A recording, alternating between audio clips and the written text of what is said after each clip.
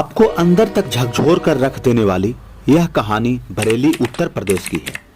Inspector Devesh Singh अपने police चौकी में बैठे हुए कुछ सरकारी कामकाज कर रहे थे।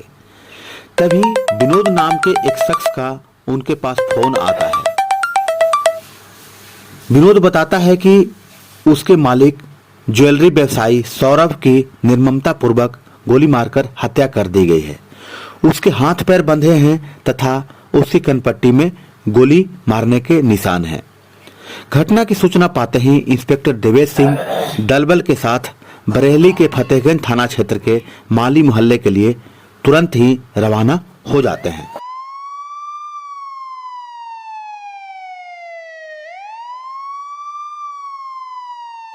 दोस्तों, इस हत्या की वजह लोभ लालच और अवैध संबंधों की बुनियाद पर टिकी थी, जो आज की कहानी हम आपको बताने जा रहे हैं। दोस्तों, कहानी शुरू करने से पहले आपसे निवेदन है कि यदि आपने हमारे चैनल जुर्म की कहानियां को सब्सक्राइब नहीं किया है तो जरूर सब्सक्राइब कर ले और बेल आइकन को दबा दें ताकि आने वाली कहानियों का नोटिफिकेशन सबसे पहले आपको मिलता रहे। तो चलिए कहानी को शुरू करते हैं।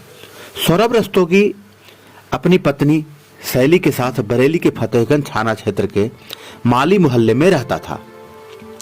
उसका अपना मकान था जिसके निचले तल्ले पर उसकी सोने चांदी की ज्वेलरी की दुकान थी। ऊपरी तल्ले पर उसका निवास स्थान था। सौरभ का नौकर विनोद फतेहगंज से लगभग 2 किलोमीटर दूर खिरकी गांव का रहने वाला था। वह काम करके रोजाना अपने घर चला जाता था।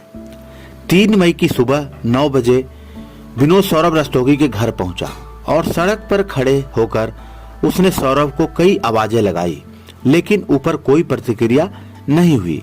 जबकि रोजाना उसकी आवाज सुनते ही सौरभ बाहर झांकता और उसे देखकर दुकान खोलने के लिए उसको दुकान की चाबियां दे देता था।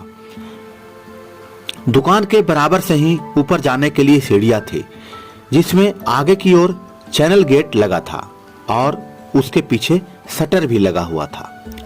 शटर और चैनल दोनों हमेशा अंदर से बंद रहते थे।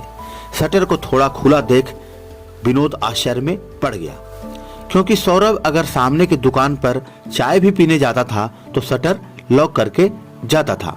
क्योंकि वह एक ज्वेलरी व्यवसायी था, इसलिए सोने चांदी के जो डिमांड होते थे ग्राहकों के, वह सब इसके घर में और नीचे जो इसकी दुकान थी उसमें रहते थे। इसलिए वह बिना लॉक किए हुए शटर को कहीं नहीं जाता था। सौरभ के नौकर विनोद ने पड़ोसियों से पूछताछ की तो उसे कुछ जानकारी नहीं मिली। उसने संदेह वाली बात बताकर ऊपर जाने की ठानी। वह सीढ़ियों से ऊपर जाने के लिए बढ़ता है। विनोद पूरा शटर खोलकर सीढ़ियों के रास्ते प्रथम तल से होते हुए जब दूसरे तल पर पहुंचा तो सौरभ को हाथ पैर बंधे हुए पड़े पाया। उसे उस हालत में देखकर ही लग रहा था कि वह जीवित नहीं है। विनोद घबराकर उल्टे पैर वापस लौट आया। नीचे आकर उसने पड़ोसी को पूरी बात बताई। उसकी बात सुनकर जरा सी ही देर में पड़ोसी के लोग एकत्र हो गए और वहां पे भीड़ इकट्ठी हो गई।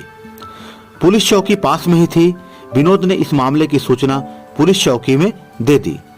चौकी से अविलंब थाना Fatehganj inspector Devesh Singh police team के साथ में दलबल के साथ में वहां पे पहुंच जाते हैं। पुलिस मकान के दूसरे तल्ले पर पहुंचती है तो घर का सारा सामान बिखरा मिला था। सौरभ की हत्या कर दी गई थी और उसकी लाश बेड पर पड़ी हुई थी। उसकी कनपट्टी पर गोली लगने का निशान था, साथ ही गर्दन पर भी घाव था। लग रहा था जैसे गोली कनपट्टी पर लगने के बाद गर्दन से होती हुई बाहर निकल गई हो। गर्दन पर किसी तेज धारदार चीज से काटे जाने का भी निशान था और गला कसे जाने के भी निशान भी साफ दिखाई पड़ रहे थे। इसका मतलब हत्यारे सौरभ को किसी भी हालत में जिंदा नहीं छोड़ना चाहते थे। इंस्पेक्टर देवेश सिंह ने घटना की सूचना अपने उच्चाधिकारियों को दे दी। सूचना पाकर कुछ ही देर में बरेली के एसएसपी रविंद्र गौड़ और सीओ मीरगंज मनोज कुमार पांडे भी फिंगरप्रिंट एक्सपर्ट की टीम के साथ वहां पे आ गए। एक्सपर्ट की टीम घटनास्थल से साक्ष्य जुटाने में लग गई। टीम द्वारा अपना काम कर लिए जाने के बाद अधिकारियों ने घटनास्थल का निरीक्षण किया। करीब 20 गज के प्लॉट में बने उस मकान के प्रथम तल पर किचन और बाथरूम के अलावा एक दीवान पड़ा था। यहीं पर सौरभ की दुकान का लॉकर था, जिसमें वह ग्राहकों द्वारा गिरवी रखे जाने वाले गहने और पैसे को रखता था। दूसरे तल पर बना कमरा सौरभ का बेडरूम था, जबकि तीसरे व अंतिम तल पर टॉयलेट बाथरूम की व्यवस्था की गई थी। जिस बेडरूम में सौरभ की हत्या की गई थी वह काफी कम जगह में बना था। एक बेड और एक टेबल के अलावा वहां एक अलमारी रखी थी। इतने सारे सामान पूरे कमरे में भरे हुए थे। कमरे में रखी अलमारी खुली पड़ी थी और उसका सामान बाहर निकला पड़ा था। अलमारी का लॉकर खुला था और बिल्कुल खाली था। अलमारी और लॉकर के लॉक टूटे हुए थे। कमरे में टूटी हुई चूड़ियां पड़ी हुई थी। कांच का गिलास भी मेज के पास टूटा हुआ पड़ा था। गिलास के कांच का एक टुकड़ा खून से सना हुआ था। सौरभ का गला शायद उसी कांच से काटा गया था। सीढ़ियों पर चाबी के कुछ गुच्छे पड़े हुए थे। इसी बीच सूचना पाकर बरेली से सौरभ के पिता सुनील रस्तोगी व अन्य घर वाले भी वहां पे आ गए। उनसे पूछताछ करने पर पता चला कि गत दिवस 2 मई को सौरभ अकेला था। उसकी पत्नी शैली 2 मई की सुबह नोएडा चली गई थी। उस दिन शुक्रवार होने की वजह से बाजार की साप्ताहिक छुट्टी भी थी। सुबह पत्नी के ट्रेन में बैठाने के बाद सौरभ अपनी नानी की अंत्येष्टि में बछला गया था। उसकी नानी की मौत भी 2 मई की सुबह हुई थी। नानी की अंत्येष्टि में वह गया तो था, लेकिन घर वालों के रोकने के बावजूद जल्दी ही लौट आया था। घटनास्थल का मुआयना और पूछताछ के बाद यह नतीजा निकला कि इस घटना को पुख्ता योजना बनाकर अंजाम दिया गया था। हत्यारों को यह बात अच्छी तरह पता थी कि सौरभ घर पर अकेला है, उसकी पत्नी शैली बाहर गई हुई है, इसलिए घटना को अंजाम देने के लिए 2 मई की रात चुनी गई। हालात बता रहे थे कि घर के अंदर दाखिल होने वाले सौरभ को अच्छी तरह से जानते थे और सौरभ भी उनको अच्छी तरह से जानता था, क्योंकि कोई भी व्यक्ति बाहर से घर के अंदर तब तक प्रवेश नहीं कर सकता था जब तक अंदर मौजूद शख्स ताला ना खोले, क्योंकि लॉक भी बहुत मजबूत था और वहां का पर जो चैनल गेट वगैरह लगाए गए थे बिल्कुल सुरक्षा के लिहाज से बहुत ही मजबूत बने हुए थे। बाहर से ताला खोलना किसी तरह से संभव नहीं था। सीढ़ियों के पास शटर लगा था जिसमें अंदर से ताला पड़ा हुआ था। फिर सीढ़ियां चढ़ने के बाद एक दरवाजा था, वह भी अंदर से बंद रहता था। अगर किसी ने दरवाजा तोड़ने का प्रयास किया होता तो निशान जरूर मिलते। दरवाजों पर लगी कुंडली सही सलामत थी। इसका मतलब था कि सौरभ ने ही अपने किसी परिचित को देखकर दरवाजे खोले होंगे और उसे ऊपर ले गया होगा। रात 9 बजे सौरभ ने विनोद को फोन करके बुलाया था। विनोद के बारे में मैंने आपको बता चुका हूं। विनोद सौरभ का नौकर था जो उसके साथ में ज्वेलरी में काम किया करता था, लेकिन मौसम खराब होने की वजह से विनोद नहीं आ सका था। इसके बाद ही किसी समय सौरभ की हत्या की गई थी। पुलिस अधिकारियों ने गहन जांच पड़ताल करने के बाद करीब 1 बजे सौरभ की लाश पोस्टमार्टम के लिए बरेली स्थित मोर्चरी भेज दी। मौके पर मिले सौरभ के मोबाइल को पुलिस ने अपने कब्जे में ले लिया। घटना से पुलिस ने 2-3 बुलेट भी बरामद किए। उधर सौरभ की पत्नी शैली को पति की मौत की खबर मिली तो वह देर शाम दिल्ली से वापस आ गई। सौरभ के पिता सुनील रस्तोगी की लिखित तहरीर पर इंस्पेक्टर देवेश सिंह ने अज्ञात लोगों के विरुद्ध भारतीय दंड विधान की धारा 394 और 302 के तहत मुकदमा दर्ज करा लिया। पुलिस ने सौरभ के मोबाइल नंबर की कॉल डिटेल निकलवाई तो पता चला कि घटना वाली रात उसने अंतिम कॉल अपनी पत्नी शैली को ही किया था। उससे पहले उसने 9 बजे अपने नौकर विनोद से बात की थी। इन दोनों कॉल से पहले सौरभ की बात एक अनजान नंबर पर भी हुई थी। उस नंबर पर उस दिन भी और उसके पहले दिन भी कई बार देर तक बातें की गई थी। इंस्पेक्टर देवेश सिंह ने उस नंबर के बारे में विनोद से पूछताछ की तो उसने बताया कि वह नंबर बरेली के थाना बघेड़ी के अंतर्गत आने वाले गांव जुआ जवाहरपुर की रहने वाली पूजा शर्मा का था। विनोद उसके बारे में इसलिए जानता था क्योंकि सौरभ ने उसे भेजकर कई बार पूजा का मोबाइल रिचार्ज भी कराया था। इससे पुलिस को यह मामला अवैध संबंधों का लगा। पुलिस ने पूजा के घर पर गिरफ्तारी के लिए दबिश दी, लेकिन वह वहां पर नहीं मिली। पता चला कि वह 19 अप्रैल को अपने प्रेमी राकेश गंगवार के साथ भाग गई थी। राकेश पड़ोस के गांव के मोहम्मदपुर का रहने वाला था। यानी कि दोस्तों, मैं आपको बताना चाहता हूं कि अब इस कहानी में तीसरे किरदार की भी एंट्री हो चुकी है, राकेश गंगवार। यह जो पूजा शर्मा मैंने आपको बताया, जिससे कि सौरभ की बातचीत होती थी, उसका एक प्रेमी है राकेश गंगवार, ठीक है, जो कि पड़ोसी गांव मोहम्मदपुर का रहने वाला था।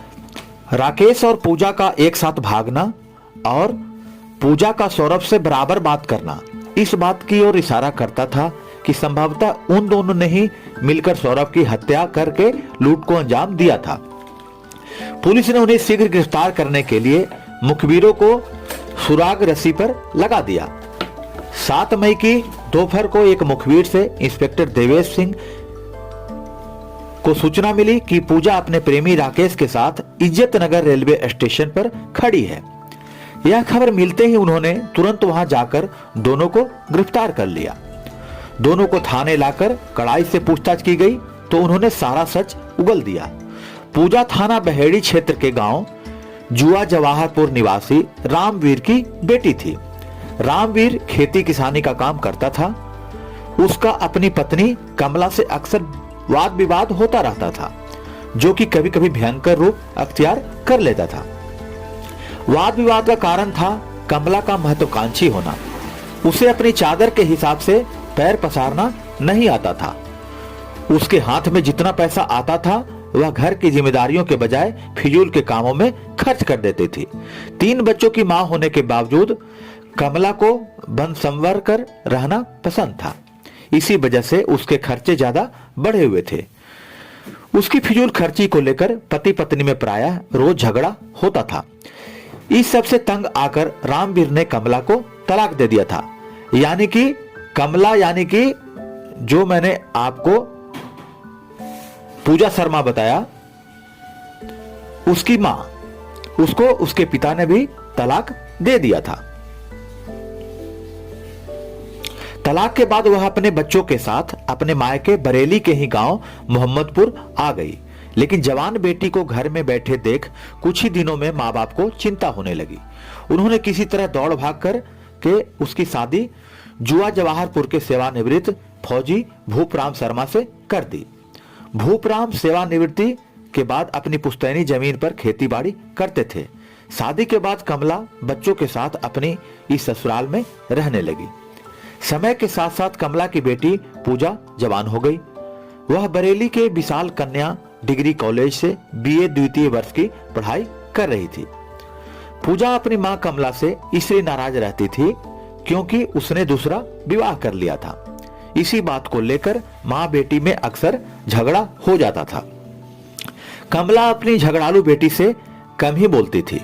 पूजा के उग्र स्वभाव से कमला काफी डरती थी। पूजा भी अपनी मां पर गई थी।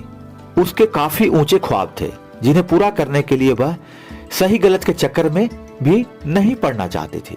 ऐसी बातों में उसका दिमाग भी काफी तेज दौड़ता था। पूजा अपनी ननिहाल मोहम्मदपुर जाती रहती थी। एक दिन वहीं पर उसकी मुलाकात राकेश कुमार गंगवार से हुई।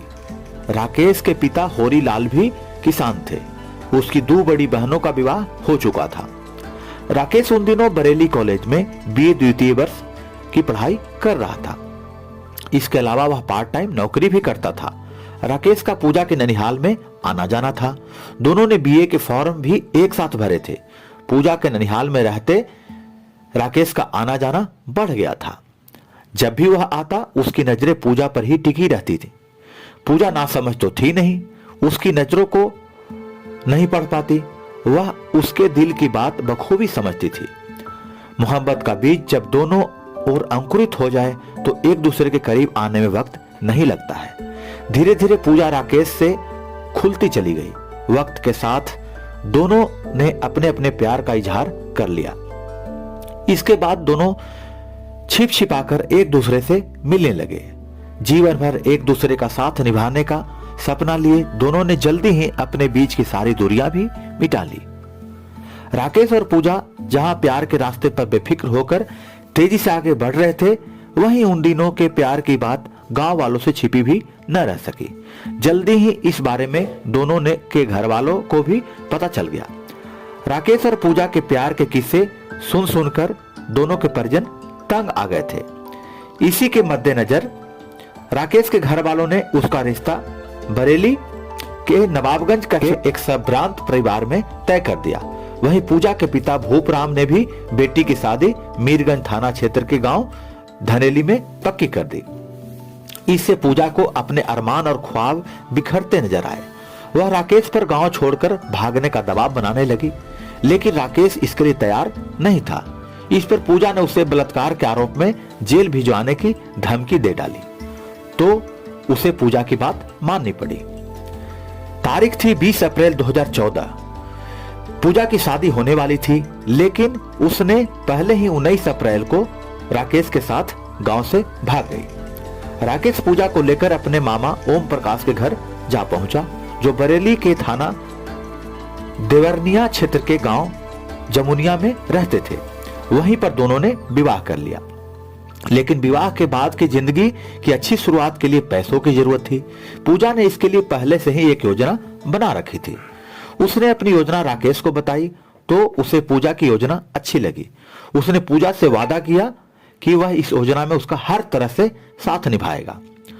सुनील रस्तोगी, जो कि सौरभ के पिता थे, वह बरेली स्थित फतेहगंज के माली मोहल्ले में अपने परिवार के साथ रहा करते थे।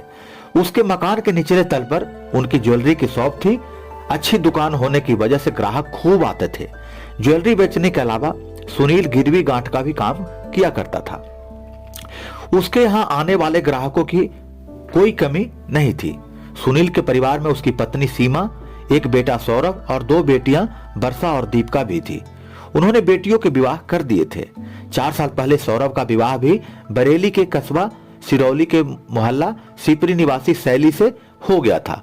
उन दिनों सौरभ पिता के साथ दुकान पर बैठता था। 2 साल पहले सौरभ की मां का देहांत हो गया, तो कुछ ही महीने बाद सौरभ के पिता सुनील ने दूसरा विवाह करने की ठान ली। इस विवाह का सौरभ व शैली के अलावा अन्य घर वालों ने भी काफी विरोध किया, लेकिन सुनील नहीं माने। उन्होंने अखबारों में विवाह हेतु विज्ञापन दे दिया। जल्द ही मिर्जापुर जनपद से उनके लिए एक विधवा महिला का रिश्ता आ गया। उसका एक बच्चा भी था। तमाम विरोधों के बावजूद सुनील ने विवाह कर लिया।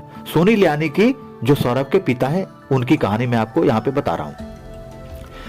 विवाह करके घर से वो अलग रहने लगे और उस महिला के साथ में बरेली शहर स्थित किला थाना क्षेत्र के कुंचा मोहल्ले में वह अस्थायी वहां पे निवास करने लगे।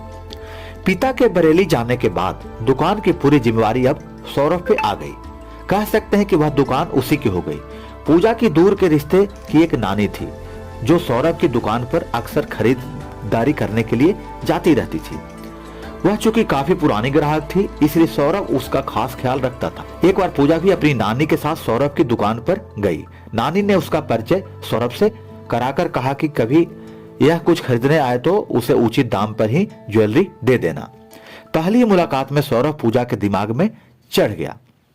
वह अक्सर उसकी दुकान पर जाने लगी। एक दिन वह शाम के वक्त सौरभ की दुकान पर पहुंची तो वह दुकान बंद कर रहा था। सौरभ उसे ऊपर अपने मकान में ले गया और अपनी पत्नी शैली से मिलवाया। बेडरूम में बिठाकर उसने शैली से अपनी ज्वेलरी पूजा को दिखाने को कहा, जो उसने हाल ही में बनवाई थी। दरअसल सौरभ सोच रहा था कि शैली की ज्वेलरी देखकर शायद पूजा को डिजाइन पसंद आ जाए और वह वैसे ही डिजाइन की ज्वेलरी बनाने का मन बना ले। शैली एक अजनबी लड़की के सामने अपनी अलमारी खोलकर ज्वेलरी नहीं दिखाना चाहती थी, लेकिन सौरभ के कहने पर उसे बात माननी पड़ी। शैली की ज्वेलरी देखकर पूजा की आंखें चुंधिया गई। ज्वेलरी के वजन और कीमत सोचकर उसके मन में लालच आ गया। उस दिन पूजा वहां से वापस लौट आई, लेकिन उसकी आंखों के सामने वही ज्वेलरी नाचती रही। इसके बाद उसने सौरभ से मुलाकातें बढ़ा दी। मुलाकात बढ़ी तो दोनों ने एक दूसरे को अपने मोबाइल नंबर दे दिए। इसके बाद दोनों की बातें होने लगी। पूजा को अपनी तरफ खींचता देख सौरभ खुश हुआ था। उसका मन भी भाग गया। धीरे धीरे स्थिति यह आ गई, सौरभ अपने नौकर विनोद को भेजकर पूजा का मोबाइल भी रिचार्ज कराने लगा। राकेश के साथ भागने और शादी करने के बाद जब अच्छी जिंदगी के लिए पैसों की जरूरत महसूस हुई तो पूजा ने राकेश के साथ मिलकर सौरभ को लूटने की योजना बना ली। इसके लिए उसने मर्दों की कमजोरी वाला रास्ता अख्तियार किया। वह सौरभ से खुलकर प्रेम भरी बातें करने लगी। एक साथ तन्हा समय बिताने की बात हुई तो सौरभ ने मौके की तलाश शुरू कर दी। सौरभ की पत्नी शैली के बच्चेदानी पर कुछ चर्बी थी, जिस वजह से गर्भ नहीं ठहर पा रहा था। उसका इलाज नोएडा के नीलकंठ अस्पताल में चल रहा था। डॉक्टर गर्भाशय की चर्बी ऑपरेशन के जरिए हटाने की बात कर रहे थे। शैली को उसी ऑपरेशन के लिए नोएडा जाना था। सौरभ को पूजा से एकांत में मिलने के लिए यह सही मौका लगा। इसके लिए उसने ऐसा इंतजाम करना था कि उसे शैली के साथ जाना न पड़े। इसके लिए उसने काम का बहाना बनाकर शैली को अपने नौकर जंग बहादुर की पत्नी के साथ नोएडा जाने के लिए मना लिया। 25 अप्रैल को शैली के जाने की योजना बन गई। सौरभ ने पूजा को फोन करके उससे घर पर मिलने की बात भी बता दी, लेकिन ऐन वक्त पर किसी वजह से उस दिन शैली का जाना स्थगित हो गया। इस वजह से उस दिन सौरभ और पूजा नहीं मिल पाए। 2 मई को सुबह सौरभ शैली को नौकर की पत्नी के साथ लेकर बरेली जंक्शन गया और 6:30 बजे दिल्ली जाने वाली आला हजरत एक्सप्रेस से उसे दिल्ली भेज दिया। वहां से उसे नोएडा जाना था। पत्नी को भेजने के बाद सौरभ 8 बजे सुबह फोन करके पूजा को मिलने के लिए बुला लिया। उस दिन शुक्रवार था और शुक्रवार को मार्केट की साप्ताहिक छुट्टी रहती थी, इसलिए उस दिन दुकान खोलने की मजबूरी भी नहीं थी। प्रोग्राम के हिसाब से सब कुछ ठीक था, लेकिन तभी सौरभ को नानी की मौत का समाचार मिला। मजबूरी थी, इसलिए न चाहते हुए बेमन से उसे कछला नानी को देखने के लिए जाना पड़ा, जहां उसकी नानी की अंत्येष्टि होनी थी। वहां पर भी पूजा ने उसे 3-4 बार फोन किया। पूजा से एकांत में मिलने की तमन्ना सौरभ के सिर पर चढ़कर बोल रही थी। अंत्येष्टि के बाद जब वह जाने लगा तो घर वालों और रिश्तेदारों ने उसे रोकने की काफी कोशिश की, लेकिन वह नहीं रुका। क्योंकि दोस्तों कहते हैं ना, जब किसी की मौत आनी होती है तो वह मौत उसे बुला लेती है। वही चीज सौरभ के साथ हो रहा था। उसे तो उसकी मौत वहां पे बुला रही थी।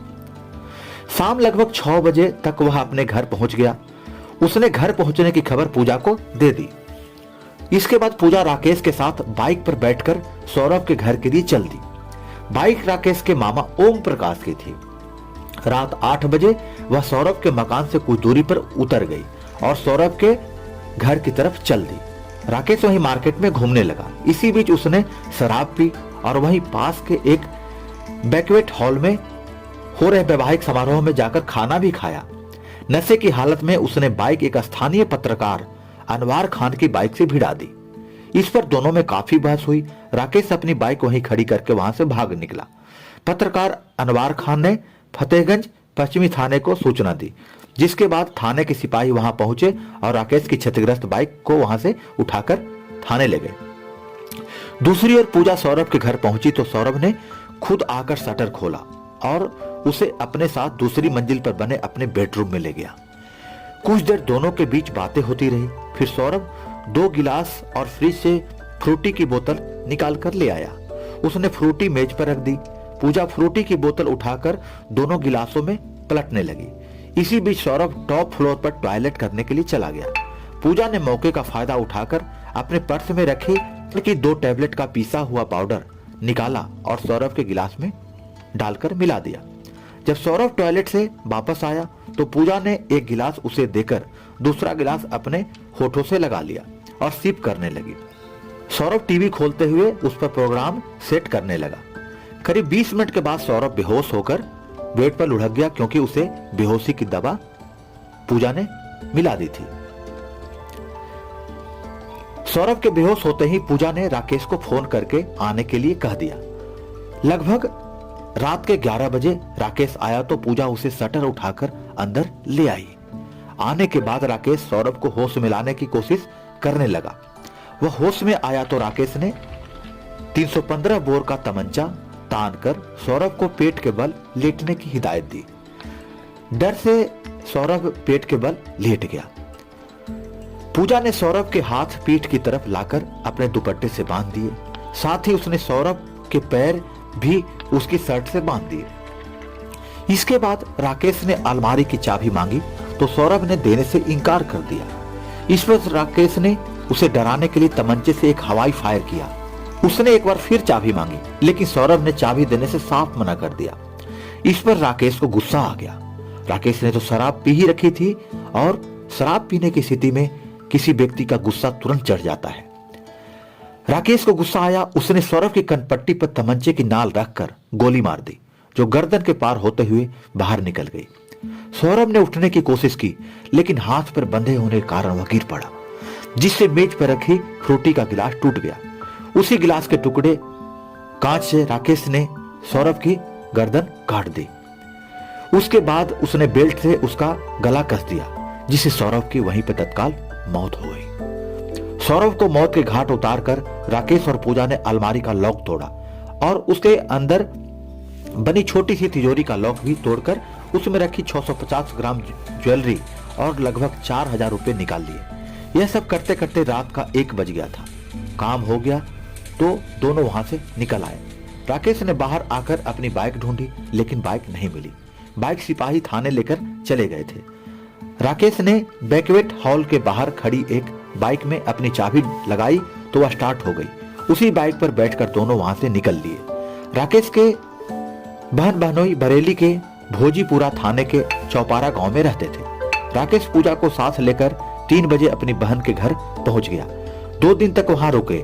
उसके बाद राकेश अपने घर जाकर लूटी हुई ज्वेलरी और रुपये से भरे भैंसों के बाड़े में बैग को नाद के नीचे जमीन में छिपा दिया। लूट का माल ठिकाने लगाकर वह अपनी बहन के घर आ गया। फिर 5 मई को दोनों नैनीताल चले गए।